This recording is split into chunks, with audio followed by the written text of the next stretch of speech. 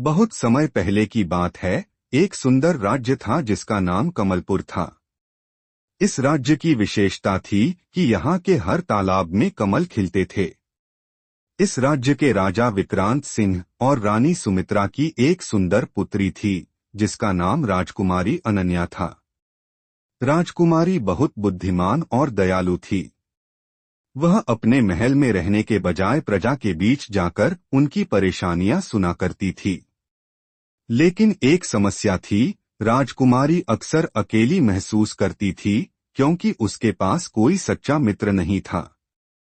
एक दिन राजकुमारी अपने महल के बगीचे में टहल रही थी। तभी उसने महल के पुराने माली बाबा से सुना कि कमलपुर के जादुई तालाब में एक विशेष कमल है जिसे यदि सच्चे दिल से कोई मांगे तो वह बोलने लगता है और सच्चा मित्र बन जाता है।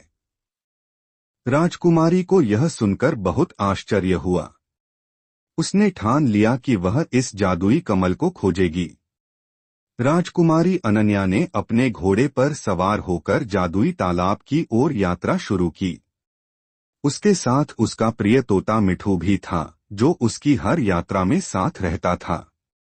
जब वे तालाब के पास पहुंचे तो उन्होंने वहां एक वृद्ध साधु को देखा। साधु ने कहा, हे राजकुमारी, यह जादुई कमल केवल उसे मिलता है जो निस्वार्थ प्रेम और सच्ची मित्रता में विश्वास करता है।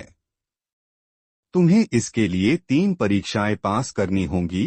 राजकुमारी ने निडर होकर कहा, मैं तैयार हूँ। साधु ने कहा, पहली परीक्षा धैर्य की है।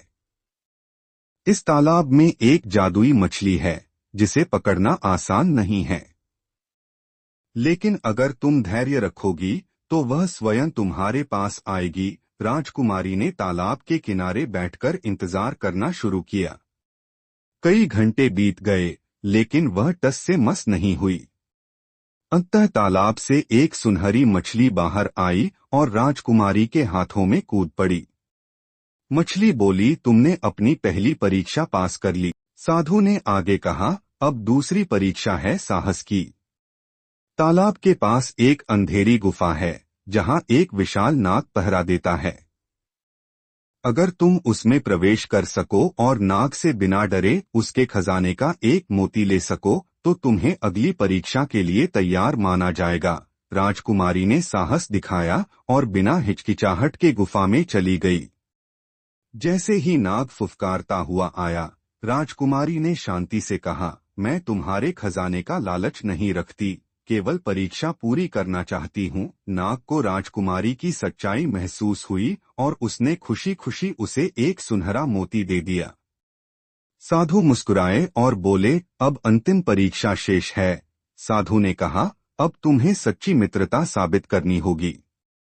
इस जंगल में एक घायल हिरण है। अगर तुम उसकी मदद कर सकोगी तो तुम्हें जादुई कमल मिल जाएगा। राजकुमारी तुरंत हिरण की तलाश में चल पड़ी। जब उसने उसे पाया तो वह बहुत कमजोर था। राजकुमारी ने अपने वस्त्र फाड़कर उसके घाव पर पट्टी बांधी और उसे पानी पिलाया। कुछ देर में हिरण उठ खड़ा हुआ और अपनी आंखों में कृतज्ञता के आंसू लिए राजकुमारी को देखने लगा।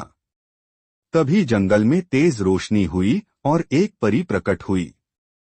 परी ने कहा, हे राजकुमारी, तुमने अपनी निस्वार्थता, धैर्य और साहस से यह साबित कर दिया कि तुम सच्चे मित्रता के योग्य हो। इसलिए मैं तुम्हें जादुई कमल प्रदान करती हूँ। पानी में कमल खिला और उसमें से एक सुंदर सुनहरी आभा लिए कमल प्रकट हुआ।